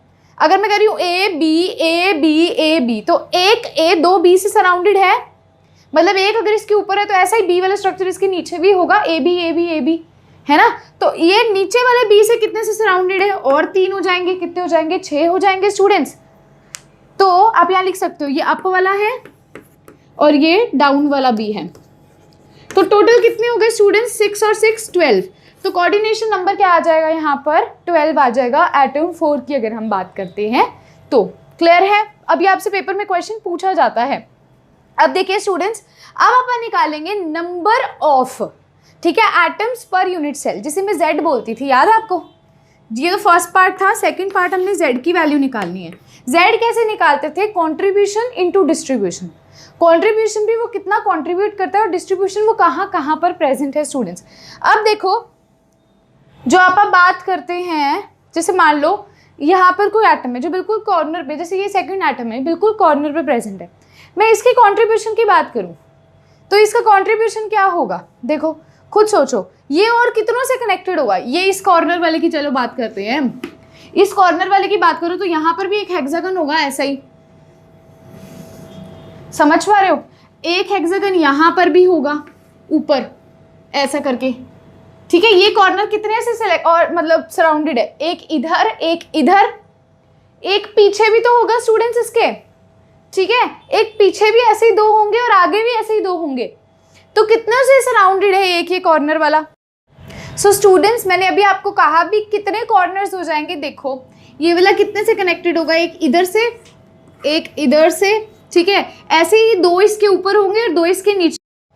सो हाँ जी स्टूडेंट्स, जैसे कि मैंने अभी आपको बताया भी ये कॉर्नर वाला, जैसे ये कॉर्नर वाला है तो एक ये हेक्सागन हो गया, एक ये हो गया, 2 ऊपर हो गए और 2 नीचे हो गए, तो इसका कॉन्ट्रीब्यूशन, इसका Z कैसे निकालेंगे, 1/6, क्योंकि एक के लिए 1/6 होगा, 6 को शेयर कर रहे हैं इंटू 6 प्लस। अब देखो एक चीज़ मुझे और बताओ, जैसे ये हेक्सागन है, ये फेस है, ये बीच वाला मॉलिक्यूल और फिर नीचे एक और बेस है, मतलब ये छत को मैं हेक्सागन ले लूँ, बीच में बॉडी के सेंटर पर ये 3 मॉलिक्यूल्स हैं और जो मेरा बेस है जहाँ मैं खड़ी हूँ वो भी एक हेक्सागन इन शेप है। तो मैं कहूँ ऊपर वाला हेक्सागन कितनों को शेयर कर रहा है, ऊपर वाले रूम को और नीचे वाले रूम को, 2 को शेयर कर रहा है, तो एक की कॉन्ट्रीब्यूशन 1/2 और टोटल कितनी है 2 प्लस। अब आता है बॉडी सेंटर वाला, देखो बॉडी सेंटर पर यहाँ पर प्रेजेंट है मॉलिक्यूल, मॉलिक्यूल जहाँ प्रेजेंट है वही कंसीडर करोगे, मॉलिक्यूल यहाँ प्रेजेंट है बॉडी के बिल्कुल बीचों बीच, क्या ये किसी और को शेयर कर रहा है, नहीं कर रहा, तो इसकी कंट्रीब्यूशन और डिस्ट्रीब्यूशन क्या हो जाएगी, कंट्रीब्यूशन तो 1 हो जाएगी, डिस्ट्रीब्यूशन भी 1 हो जाएगी। तो जब स्टूडेंट्स आप इसको सॉल्व करोगे आपको देखने को मिलेगा भी टोटल क्या आएगा आपका आंसर, टोटल आंसर आपका आ जाएगा 3 आंसर आ जाएगा। एक सेकेंड, मैं ना यहाँ पे टोटल नंबर 6 लिख बैठी, यहाँ टोटल नंबर तो 12 आएंगे ना, कॉर्नर्स तो हमारे 12 ही होते हैं, कॉर्नर्स तो हमारे 12 ही हैं बेसिकली, तो इस वजह से टोटल इंटू एक का कॉन्ट्रीब्यूशन, एक का कॉन्ट्रीब्यूशन 1/6 समझ आया, क्यों, क्योंकि ये 6 को शेयर कर रहा है, इस वजह से एक का कितना हो जाएगा 1/6, और टोटल कितने कॉर्नर्स होते हैं 12 होते हैं, तो यहाँ से 2, और यहाँ पर देखिए भी यहाँ पर क्या है 1/2 क्या है हमारा फेस का, भी कितने फेसेस को ये कंट्रीब्यूट कर रहा है, 1 और 2 को कंट्रीब्यूट कर रहा है, तो 1/2 हो जाएगा। इन टोटल फेसेस कितने होते हैं स्टूडेंट्स, ये गलती से मैं लिख बैठी, टोटल फेसेस हमारे होते हैं 6, तो ये कितना हो जाएगा 3 हो जाएगा यहाँ से, और यहाँ पर हमारा बॉडी सेंटर का तो मैंने आपको बताई दी, अभी वो शेयर ही एक को करता है, तो यहाँ से हमारा आंसर क्या आ जाएगा 6, हमारा क्या आ जाएगा आंसर आ जाएगा, ठीक है। पता कैसे किया, मैं एक बार आपको दोबारा से बताती हूँ, मैं पहले गलत यहाँ पर लिख बैठी थी गलती से। हमने क्या किया, पहले कंट्रीब्यूशन निकाला, इस कॉर्नर वाले का निकाला, ये कॉर्नर वाला कितनों को शेयर कर रहा है 6 को, कैसे 1 2 और 2 नीचे 2 ऊपर 6 को, तो 1 को कितना करेगा 1/6, और टोटल कितने कॉर्नर्स होते हैं, हमेशा 12 ही लेते हैं, 12 ही होते हैं, तो 1/6 इंटू 12 हो जाएगा प्लस। अब देखो फेस सेंटर क्या है, भी जैसे ये छत ऊपर वाली छत को भी कर रही है, ये हेक्सागन वाला ऊपर वाले हेक्सागन को भी टच कर रहा है, तो एक का कंट्रीब्यूशन कितना हो जाएगा 1/2, और कितने फेसेस होते हैं 6 फेसेस होते हैं, है ना, तो 1/2 इंटू 6 प्लस बॉडी सेंटर का तो 1 इंटू 1 होता है, तो टोटल कितने आ गए 6 आ गए, मतलब कंट्रीब्यूशन कितना आ गया यूनिट सेल का कितना आ गया 6 आ गया स्टूडेंट्स। पक्का क्लियर है, ठीक है। अब देखो स्टूडेंट्स इसके अंदर जो नेक्स्ट हमसे क्वेश्चन पूछा जाता है वो ये पूछा जाता है कि क्या 8 9 और 10 ये तीनों इसके अंदर कंप्लीटली हैं। अब आपसे एक क्वेश्चन पूछा जाता है क्या ये कंप्लीटली है, तो इसका आंसर है नो, ये कंप्लीटली नहीं प्रेजेंट। ये थोड़ा 3D सा स्ट्रक्चर दिखाया तो आपको लग रहा है बिल्कुल इसके अंदर है, लेकिन ऐसा नहीं है। रीजन देखो, जब मैं इसके ऊपर इसे बनाऊंगी ना आपको अपने आप समझ आ जाएगा। देखो ये 8 वाला है, ये ऐसे, ये 9 वाला है, और ये हमारा क्या 10 वाला। ये रीजन देख रहे हो, ये रीजन देख रहे हो, ये रीजन देख रहे हो, ये रीजन कहाँ है बाहर है, ये उसके ऊपर नहीं है, तो इसका कुछ परसेंट बाहर भी प्रेजेंट होता है। ये पूरा का पूरा क्या है, इसके अंदर नहीं है, क्योंकि ये इसके ऊपर बना रखा है, 3D से स्ट्रक्चर है, तो आपको ऐसे लगेगा। लेकिन कुछ सोच के देखो, आप बंटों को घर पे रख के देखना, थोड़ा सा थोड़ा बंटे बाहर निकले आपको देखने को मिलेंगे। इसका मतलब क्या है, ये कंप्लीटली इसके अंदर नहीं है। 8, 9 और 10 बी लेयर की बात कर रही हूँ, बी लेयर कंप्लीटली इसके अंदर नहीं प्रेजेंट है। स्टूडेंट्स वीडियो को पॉज करेंगे, स्टूडेंट्स इसे नोट करेंगे। अब हम देखने लगे हैं भी वॉल्यूम एटम्स का क्या होता है, तो हम इसमें ये इस चीज़ को यहाँ पर इरेज करती हूँ, ठीक है। होप सो आपने लिख लिया होगा। बस यही पेपर में पूछा जाता है, कोऑर्डिनेशन नंबर बताओ, कंट्रीब्यूशन बताओ, इनका क्या होगा, ठीक है। अब आप जो कर रहे हैं वो है volume of atoms present in unit cell. Third चीज इसमें पूछी जाती है volume of atoms present in unit cell.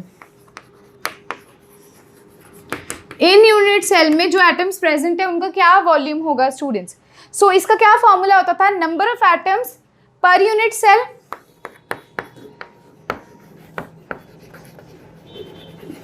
Into volume of 1 unit cell, है ना। टोटल नंबर कितने प्रेजेंट होते थे और उसको एक के एक वाले से मल्टीप्लाई कर दो तो हमारा आंसर आ जाता था। अभी हमने देखे कितने एटम्स प्रेजेंट है, 6 एटम्स प्रेजेंट है, कंट्रीब्यूशन आपने देखी थी। इनटू वॉल्यूम एक का क्या होता है, वॉल्यूम आपको पता है क्या फॉर्मूला होता है, 4/3 πr³। तो जब आप इसे स्टूडेंट सॉल्व करेंगे आंसर आ जाएगा 8 πr³। क्या आंसर आ जाएगा, 8 πr³ हमारा आंसर आ जाएगा। वीडियो को पॉज करेंगे, इस थर्ड पार्ट को नोट करेंगे। अब हम देखते हैं स्टूडेंट्स फोर्थ पार्ट क्या कहता है। फोर्थ पार्ट है वॉल्यूम ऑफ यूनिट सेल। ये किसका था, वॉल्यूम एटम्स का था जो एक यूनिट सेल में होते हैं। अब हम निकालेंगे वॉल्यूम ऑफ यूनिट सेल।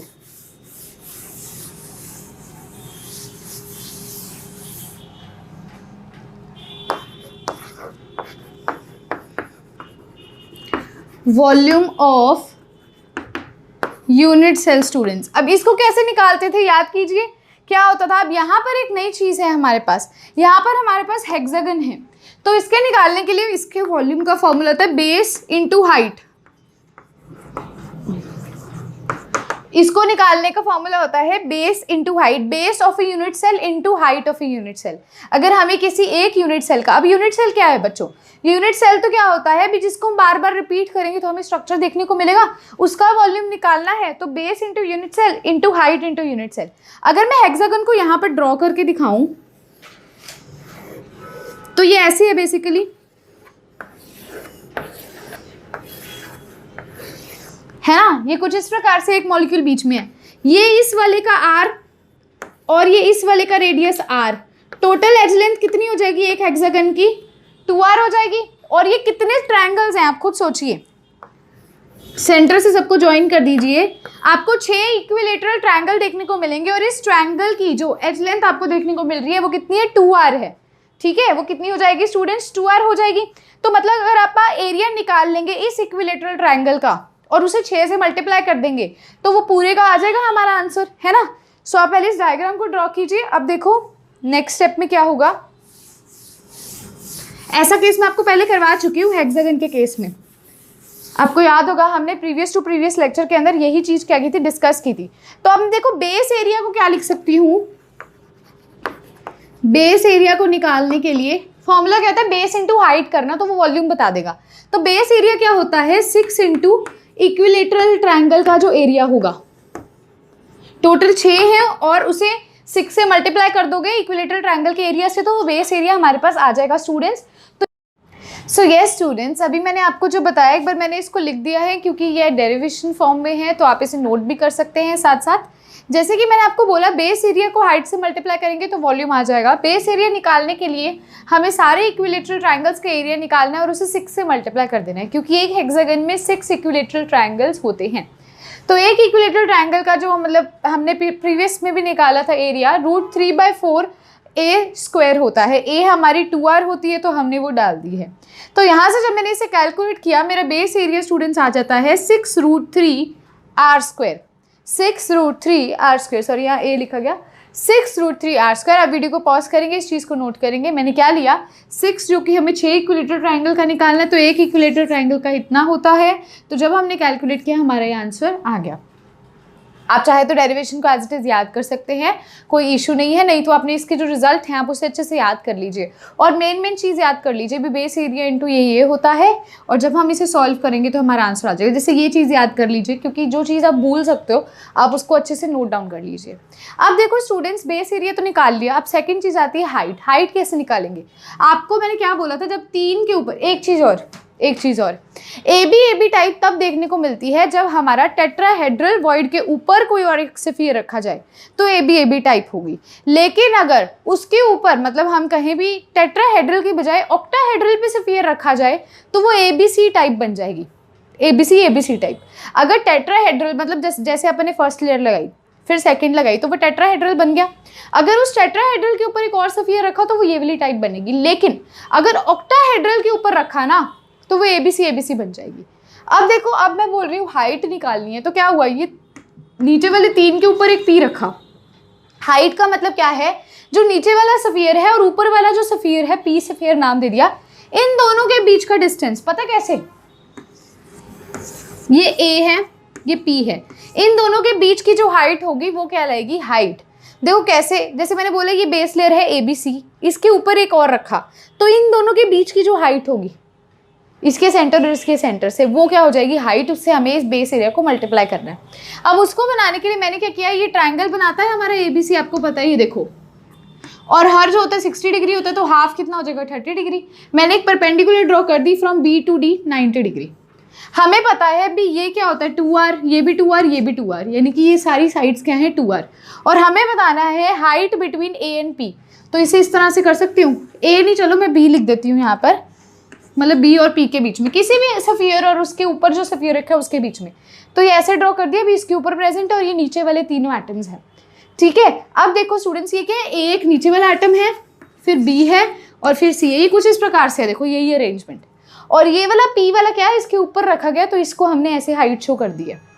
अब एक चीज़ और यहाँ पर आप नोट कर सकते हैं, इन ट्रायंगल BDC, जो हमारे पास ये ट्रायंगल है BDC, ये छोटे वाला जो हमने परपेंडिकुलर ड्रॉ की थी, इसकी हेल्प से हम क्या करेंगे, BD निकाल लेंगे, क्योंकि BD का जो हाफ है वो इस ट्रायंगल की हाइट निकालने में हमें काम करेगा। तो इन ट्रायंगल BDC में देखिए cos 30 डिग्री क्या होता है, BD by 2R, cos 30 degree क्या हो जाएगा, BC बाय, हम कह सकते, सॉरी BD ये है अपॉन 2R, यानी कि BC है ना।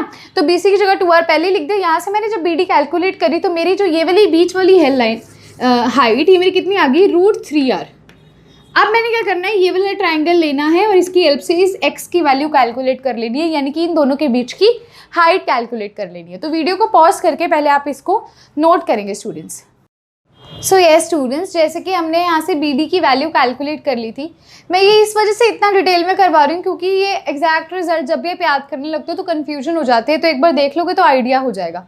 तो अब यहाँ से हमने BD की वैल्यू देख ली है। अब इस BD को हम ये कह सकते हैं भी, ये हमारा आंसर आ गया था √3R, है ना। अब आप देखिए BE क्या है, 2/3 ऑफ BD है। जो ये BE है ना, एक्चुअल में ये 2/3 होता है। अब यही तभी आपको बोला मैंने, कई चीज़ें जो आपको याद करनी पड़ेंगी, इसे आप याद कर लीजिएगा। तो यहाँ पर BD की वैल्यू डालेंगे तो क्या होगा, 2/3 ऑफ √3R। तो जब आप इसे सॉल्व करोगे आ जाएगा 2√3R, 2/√3R, क्योंकि कट हो जाएगा, है ना। इस वजह से आंसर आ जाएगा, BE क्या आएगा, 2/√3R आ जाएगा। अब अपन ने कौन सा ट्रायंगल लेना है, ये वाला ट्रायंगल लेना है स्टूडेंट्स, हमने ये वाला ट्रायंगल कंसीडर करना है। अब आप चीज़ देखिए, यहाँ पर हमें ये तो पता है 2R होता है, मतलब दो जो स्फीयर्स हैं, इन दोनों स्फीयर्स के बीच का डिस्टेंस हमें हाइट बतानी है, लेकिन डिस्टेंस तो इन दोनों के बीच का 2R होता है। हमें पता है बेस हमने निकाल लिया, कितना आ गया, 2/√3R आ गया। अब हमें हाइट निकालनी है जो कि x मैंने कंसीडर कर ली। अब मतलब ये जो पाइथागोरस थ्योरम है उसके अकॉर्डिंगली ये हाइपोटेन्यूज स्टूडेंट्स, ये आपको इस स्ट्रक्चर में कहीं ये लगे भी ये हाइपोटेन्यूज, ऐसा नहीं है। ये जो है हमारी क्या कहते हैं, हाइपोटेन्यूज है और ये हमारी हाइट है।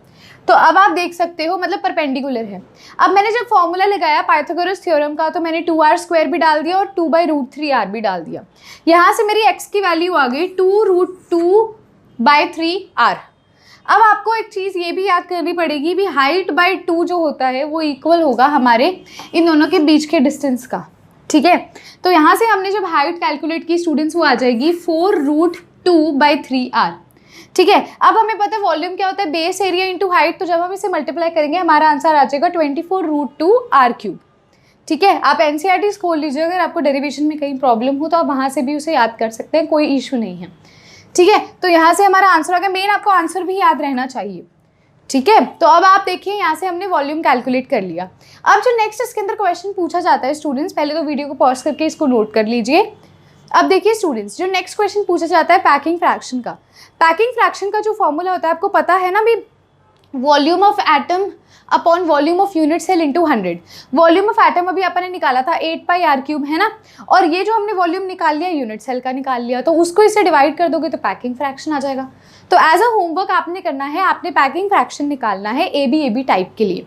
अब जो नेक्स्ट टाइप आती है स्टूडेंट्स वो आती है ABC टाइप। ABC टाइप का मतलब क्या होता है, जब हमें मतलब जो थर्ड लेयर है हमारी C लेयर है, वो जब हम B लेयर यानी कि ऑक्टाहेड्रल वॉइड्स के ऊपर रखेंगे। अगर हम स्फीयर्स को टेट्राहेड्रल वॉइड्स के ऊपर रखेंगे तो वो ये बनाएगा AB टाइप, लेकिन अगर हम उसे ऑक्टाहेड्रल पे रखेंगे तो वो बनाएगा ABC टाइप। तो अब आप वीडियो को पॉज करके इसको नोट करेंगे, इसके बाद हम देखने लगे हमारा जो लास्ट टॉपिक है ABC type of packing. So yes students, अब हम देखने लगे हैं ABC टाइप ऑफ पैकिंग। इसके अरेंजमेंट शो करने के लिए देखिए, सबसे पहले मैं आपको क्या बोलूँगी, ये भी जो A लेयर है मान लो ये उसका एक मॉलिक्यूल ले रही हूँ A लेयर का, इसे 1 नाम दे देते हैं।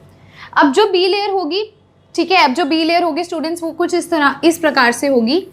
मैं अभी बनाकर भी दिखाऊंगी, कंफ्यूज नहीं होना। लेकिन ये B लेयर है।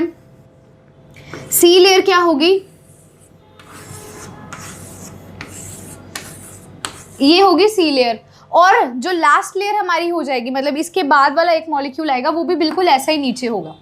ठीक है, तो अब इसको मैं बनाकर दिखाती हूँ। जैसे इसका सो स्टूडेंट्स, अब हम इसे डॉट में अगर शो करूँ तो फर्स्ट वाले को मैंने पहले ऐसे बनाया, ठीक है, फिर second, third, fourth, fifth, sixth, seventh, 8th, 9th, 10th, 11th, 12th, 13th and 14th। कुछ इस प्रकार से आपको देखने को मिल रहा है। सेम मैंने नंबरिंग करी है। अब मैं क्या करूँगी, इसको ज्वाइन करूँगी। देखो पहले नीचे वालों को इनसे ज्वाइन करना है, समझ पा रहे हैं? पहले आपने क्या करना है स्टूडेंट्स, नीचे वालों को इनसे ज्वाइन करना है। अब उसके बाद ये जो ऊपर वाले हैं ना, इसको इससे ज्वाइन करना है। ठीक है, ऊपर वाले को इसके इससे ज्वाइन करना है और नीचे वाले को इसके इससे ज्वाइन करना है, इस प्रकार से। ठीक है, उसके बाद आपने क्या करना है, इनको इनसे ऐसे ज्वाइन कर देना है। समझ पा रहे हैं मैंने किस प्रकार से स्ट्रक्चर को ड्रॉ किया है स्टूडेंट्स? अब देखो ये आपको कैसे देखने को मिल रहा है, एक लेटा हुआ यूनिट सेल देखने को मिल रहा है, ऐसे टेढ़ा। पहले हमने इसको अगर ऐसे रोटेट कर दो तो ये सीधा हो जाएगा, अगर ऐसे देखोगे तो क्या टेढ़ा यूनिट सेल है।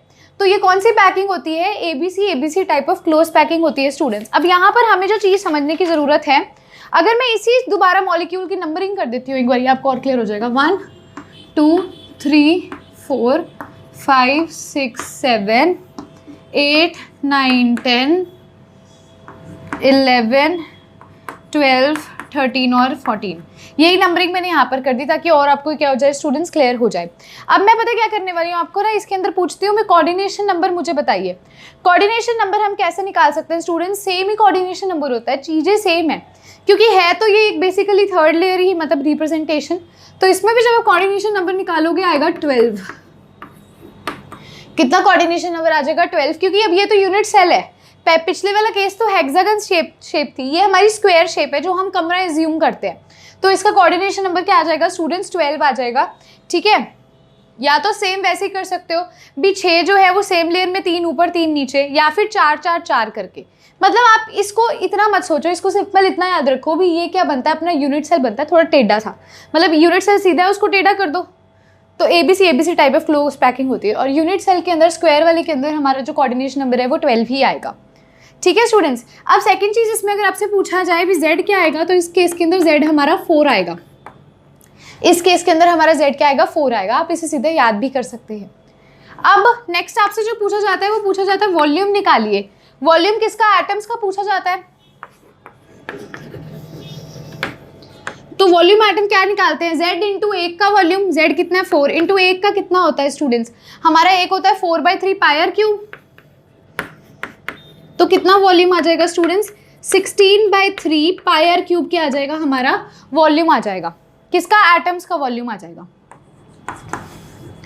अब जैसे अपन ने उधर वॉल्यूम यूनिट सेल का निकाला था, आप इधर भी वॉल्यूम यूनिट सेल का कैलकुलेट करेंगे, उसके लिए अपने को ए का पता होना जरूरी है, ठीक है। तो जब स्टूडेंट्स आप ए की वैल्यू कैलकुलेट करोगे, मैं आपको डायरेक्टली इसका आंसर बता देती हूँ। ए जो हमारा आने वाला है, ए हमारा कैलकुलेट करके आ जाएगा 2√2। ए जो हमारा आ जाएगा वो आ जाएगा 2√2r, ठीक है। ए की हमारी ये वैल्यू हो जाएगी। और हमें पता है जब हम वॉल्यूम ऑफ यूनिट सेल निकालते हैं, इसको इरेज कर रही हूँ, कोऑर्डिनेशन नंबर और ये याद कर लीजिएगा। अब अगर आपको मैं बोलूं वॉल्यूम ऑफ यूनिट सेल क्या होता है, ए क्यूब होता है, और ए क्या आएगा, ए कैलकुलेशन के बाद ही आता है 2/2√2r का स्क्वायर, ठीक है। तो ये वैल्यू को जब आप पुट करेंगे स्टूडेंट्स, हमारा जो आंसर आ जाएगा वो आएगा 16√2r क्यूब हो जाएगा, यहाँ सॉरी क्यूब आएगा, तो हमारा आंसर आ जाएगा 16√2r क्यूब, क्योंकि ये ए क्यूब है ना, यहाँ गलती से स्क्वायर लिखा गया। वॉल्यूम हमेशा ए क्यूब होता है, एरिया हमेशा ए स्क्वायर होता है। ये वैल्यू हमने निकाल ली है, कैलकुलेट की हुई है, टेंशन ना लीजिए, ठीक है। तो ये कैलकुलेटेड है, इसलिए आपको कह रही हूँ सीधा इसको पुट कीजिए, आंसर निकालिए। अब ये तो हमारा वॉल्यूम ऑफ यूनिट सेल आ गया, वॉल्यूम ऑफ एटम आ गया। अब अगर आपसे मैं इसमें पैकिंग एफिशिएंसी पूछूं तो आप कैसे करोगे, वॉल्यूम ऑफ एटम को इससे डिवाइड कर दोगे, मतलब यूनिट सेल को उससे डिवाइड कर दोगे, आपकी पैकिंग एफिशिएंसी आ जाएगी स्टूडेंट्स। तो जैसे कि मैंने आपको बोला भी, दोनों केसेस में आपने पैकिंग एफिशिएंसी बतानी है, तो मैं आपको आंसर बता देती हूँ। प्रीवियस वाले केस में जो है हमारी पैकिंग एफिशिएंसी आएगी स्टूडेंट्स 74%, ठीक है। और इस वाले केस में भी हमारी पैकिंग एफिशिएंसी आएगी 74%। दोनों केसेस में सेम पैकिंग एफिशिएंसी आएगी। तो अगर आप इसे कैलकुलेट वैसे तो कर ही लोगे, वैसे 74% आंसर है। और अगर मैं आपसे पूछूं परसेंटेज वॉइड का क्या है, वॉइड होता है खाली जगह, तो 100 में से 74 को माइनस करोगे तो परसेंटेज हमारी किसकी आ जाएगी, वॉइड की भी आ जाएगी स्टूडेंट्स। सो वीडियो को पॉज करके इसको नोट करेंगे। और स्टूडेंट्स तो अभी जैसे कि आपने वीडियो में भी देखा, जो ये क्वेश्चन है, empty space in the HCPs, HEP लिखा हुआ, इसको सही कर लेना। तो 26% होता है, क्योंकि पैकिंग एफिशिएंसी उसकी 74% है, तो एम्प्टी स्पेस 26% हो जाएगा, 100 में से माइनस कर लेंगे।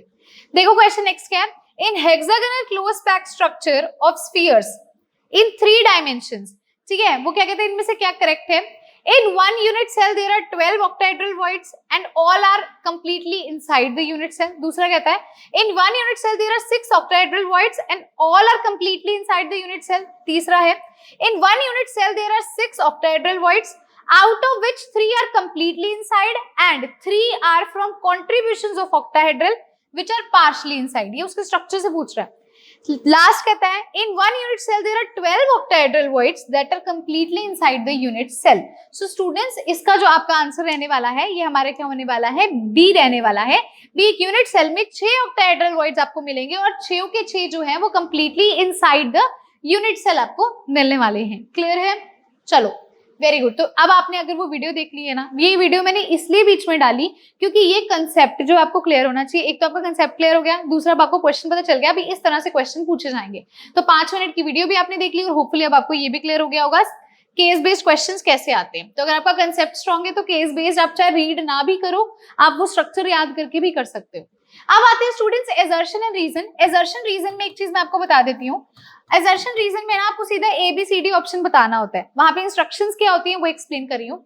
इंस्ट्रक्शंस के अकॉर्डिंगली ए ऑप्शन कब होगा, जब आपका एजर्शन करेक्ट है, रीजन भी करेक्ट है, मतलब एजर्शन वाली स्टेटमेंट करेक्ट है, रीजन वाली स्टेटमेंट भी करेक्ट है और रीजन एक्सप्लेन कर रहा है एजर्शन को, तो आपका ऑप्शन ए करेक्ट होगा। अगर ये करेक्ट है लाइन, ये भी करेक्ट है और ये इसको एक्सप्लेन कर रही है, तो आपका ऑप्शन ए होगा।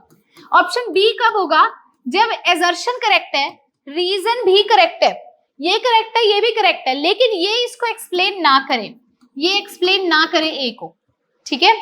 तीसरा ऑप्शन क्या होता है, जब एजर्शन स्टूडेंट्स आपका सही है, ऊपर वाली स्टेटमेंट सही है लेकिन रीजन गलत है, ठीक है। चौथा आपका ऑप्शन डी क्या कहता है, एजर्शन आपका गलत है लेकिन उसका रीजन क्या है, करेक्ट है। तो आपको इस बेसिस पे बताना है, ये इंस्ट्रक्शंस वहां पर लिखी होती है। पहला रीड कर रही हूँ, the number of tetrahedral voids is double the number of octahedral voids। पता ही है हमें, अभी हमने देखा भी octahedral अगर A लेते हैं तो tetrahedral 2A लेते हैं, तो एजर्शन तो बिल्कुल करेक्ट है। रीजन देखो, the size of tetrahedral void is half to that of octahedral void. क्या ऐसा है भी टेट्राहेड्रल वॉइड का जो साइज होता है वो हाफ होता है ऑक्टाहेड्रल से? नहीं, रीजन गलत है। तो कौन सा ऑप्शन करेक्ट होगा? जहां पर एजर्शन सही है, रीजन गलत है, तो इसका आंसर हमारा क्या हो जाएगा? सी हो जाएगा। क्या हो जाएगा स्टूडेंट्स? इसका आंसर सी आंसर इसका हो जाएगा। क्लियर है? चलिए चलते हैं अगले एजर्शन एंड रीजन क्वेश्चन पे। Crystalline solid are anisotropic. अभी देखा था एमोर्फस पे क्वेश्चन था, तो वो आइसोट्रॉपिक थे। क्रिस्टलाइन क्या होते हैं? एनआइसोट्रॉपिक। ये तभी बता दिया था, तो एजर्शन तो सही है। रीजन देखो, crystalline solids are not closely packed as amorphous solid. क्या ये सही है? भी क्रिस्टलाइन मतलब क्लोजली पैक्ड नहीं होते, ऐसा तो कहीं पे भी नहीं है। तो रीजन क्या है? गलत है। रीजन क्या है? बिल्कुल गलत है। तो कौन सा ऑप्शन करेक्ट हो जाएगा? इसका सी हो जाएगा, जहां पर एजर्शन तो सही है लेकिन रीजन क्या है? गलत है। क्लियर हुआ? अब चलिए चलते हैं क्वेश्चन नंबर 29 की तरफ। Ionic solids are made up of cation and anions. वो कहता है आयनिक सॉलिड जो है वो कटायन एंड आयन के बने होते हैं। बिल्कुल करेक्ट। आयनिक का मतलब यही होता है भी आयंस होना, तो एजर्शन तो सही है। आयनिक solids conduct electricity in solid state. गलत, वो नहीं कंडक्ट करते इलेक्ट्रिसिटी, तो रीजन क्या है? गलत है। तो ये ऑप्शन भी क्या हो जाएगा? सी हो जाएगा, जहां पर एजर्शन तो सही है लेकिन हमारा रीजन क्या है स्टूडेंट्स? हमारा रीजन गलत है। ठीक है, अब चलते हैं लास्ट क्वेश्चन की तरफ। 30th क्वेश्चन देखिए। Network solids are also called giant molecules. तो ये मैं आपको करवा चुकी हूँ। बिल्कुल, नेटवर्क सॉलिड्स को हम जाइंट मॉलिक्यूल कहते हैं, तो एजर्शन करेक्ट है। दूसरा रीजन देखो, graphite is soft in nature and conducts electricity. Line तो सही है भी, ग्रेफाइट सॉफ्ट होता है, इलेक्ट्रिसिटी कंडक्ट करवाता है, इट इज ट्रू, लेकिन क्या ये इसको एक्सप्लेन कर रहा है? नहीं, वो नेटवर्क सॉलिड की बात कर रहा है, ये अपना एग्जांपल है ग्रेफाइट का ले रहा है और उसकी बात कर रहा है, तो ये उसको एक्सप्लेन नहीं कर रहा, लेकिन दोनों स्टेटमेंट्स करेक्ट हैं। तो कौन सा ऑप्शन करेक्ट होगा? जब एजर्शन सही है, रीजन सही है, लेकिन रीजन उसको एक्सप्लेन नहीं कर रहा, तो ऑप्शन नंबर बी हमारा क्या हो जाएगा? करेक्ट हो जाएगा। जब एजर्शन सही है, रीजन सही है, but reason is not correct explanation to assertion. ठीक है जी, हो जाएगा, बढ़िया। तो यहीं पर स्टूडेंट्स हमारा आज का वीडियो डे 1 का वीडियो, डे नंबर 1 का वीडियो जो है आपका फिनिश होता है। ठीक है जी, तो यहाँ पर अब आपका हमारी सीरीज का डे 1 ऑलरेडी कंप्लीट हो गया, अभ्यास सीरीज का, और होपफुली आपको अच्छे से समझ आए होंगे ये 30 क्वेश्चंस। आपको मैं फिर भी प्लेलिस्ट डाल देती हूँ डिस्क्रिप्शन के अंदर। अगर आपने कोई भी टॉपिक का कोई भी मतलब आपको कंसेप्ट समझना है, टॉपिक वाइज वीडियोस डली हुई हैं, आप टॉपिक वाइज उसे देख सकते हो। डे 2 के अंदर भी हम सॉलिड स्टेट का ही करने वाले हैं। डे 2 के अंदर भी हम सॉलिड स्टेट का ही करेंगे कवर। जैसे कि मैंने आपको बोला है 3-3 या 4-4 दिन हम एक एक चैप्टर को देंगे। 30 क्वेश्चंस प्रैक्टिस करेंगे, जहां पर एमसीक्यूज, केस बेस्ड और एजर्शन रीजन तीनों आपको मिलेंगे। तो अच्छे से अब आपने नेक्स्ट डे के लिए प्रिपेयर करके आना है। हो सकता है भी कई बच्चों ने सारे क्वेश्चंस आज के इस वीडियो में कवर करे होंगे, और ऐसा भी हो सकता है कई बच्चे होंगे जो बीच वाले होंगे, जिनको आता भी होगा नहीं भी आता होगा, और ये भी पॉसिबिलिटी है भी कई बच्चे ऐसे होंगे जिनकी बिल्कुल भी तैयारी नहीं है। तो जिनकी बिल्कुल भी तैयारी नहीं है और जिनको थोड़ा थोड़ा आता है, उनको मैं बोल दूं भी घबराने की जरूरत नहीं है। साथ साथ वीडियो लेक्चर्स देखो अपने, और साथ साथ क्वेश्चंस भी करो। ये मत सोचो भी पहले वीडियो देख लेंगे, जब वो खत्म होंगे फिर इसको शुरू करेंगे, नहीं, इसको करते जाओ। क्या पता आपको सुनने से ही याद हो जाए, सुनने से ही समझ जाओ। जैसे आज मैंने वीडियो की ग्लिम्स बीच में डाल दी, उससे एक कंसेप्ट तो क्लियर हो गया ना, एक टॉपिक तो क्लियर हो गया ना। तो साथ साथ सुनो, चाहे पढ़ते रहो, पर इसको अपना 1 मंथ का शेड्यूल बना के चलो। जैसे जैसे वीडियो डल रही है साथ साथ आपने देखना ही देखना है। और जो बच्चे बहुत अच्छा कर रहे हैं, ओवर कॉन्फिडेंट भी नहीं होना है। क्वेश्चंस आपको डेली मिलने वाले हैं, तो डेली प्रैक्टिस करते जाओ। अपना ये लो भी, हाँ सही जा रहे हैं, सही जा रहे हैं, सही जा रहे हैं, प्रैक्टिस करो, खुद से भी प्रैक्टिस करो। लेकिन मैं बताऊंगी फिर से, बुक कोई खरीदने की जरूरत नहीं है, सारी बुक्स में कवर आउट कर रही हूँ। सो डे 2 पे मिलेंगे। उसके लिए अगर आज का वीडियो लेक्चर आपको अच्छा लगा है तो एक लाइक जरूर कर देना। आपका एक लाइक मुझे बहुत मोटिवेशन देता है। शेयर करेंगे इस वीडियो को, ताकि हर बच्चे के हर घर तक ये वीडियो पहुंचे जिसको टर्म 1 एग्जामिनेशन देने हैं और उन्हें प्रॉब्लम हो रही है। सो सब्सक्राइब कीजिएगा चैनल को। Thank you so much my dear students. मिलते हैं डे 2 में। Have a good day.